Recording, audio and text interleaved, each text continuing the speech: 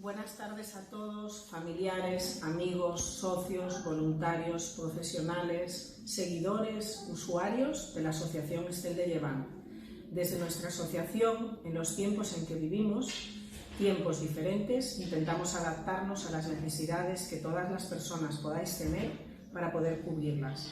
Todas las personas que trabajamos en la asociación, voluntarios, amigos, terapeutas, queremos ofreceros a través de redes sociales un espacio donde compartir y acercarnos para seguir trabajando con nuestra manera de trabajar, el estilo Estel, una manera cálida y humana donde normalmente y antes de estas circunstancias estamos acompañándoos en el día a día a través de un trato cálido, humano y respetuoso. Queremos intentar mantener este acompañamiento, aunque sea a través de una distancia, de una manera cercana. Por eso vamos a intentar hacer propuestas, todo el equipo terapéutico, tanto de lecturas, como de talleres, como de vídeos, como de fotos, para que aprendáis y tengáis opciones y propuestas e ideas de cómo pasar este tiempo de aislamiento de la mejor manera posible.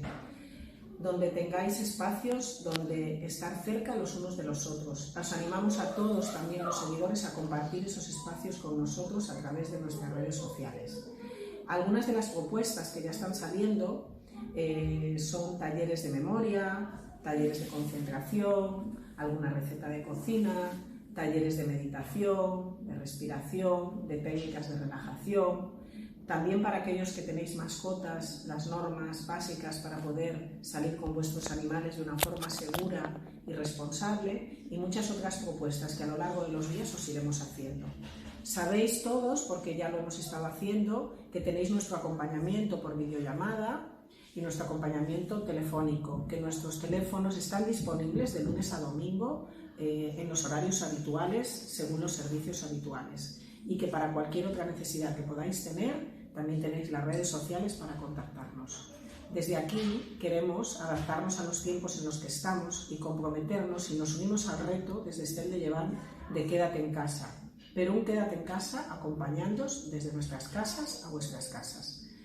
Cualquier otra cosa que necesitéis o una propuesta que tengáis de alguna actividad que nosotros podamos preparar para compartir con vosotros será bien recibida.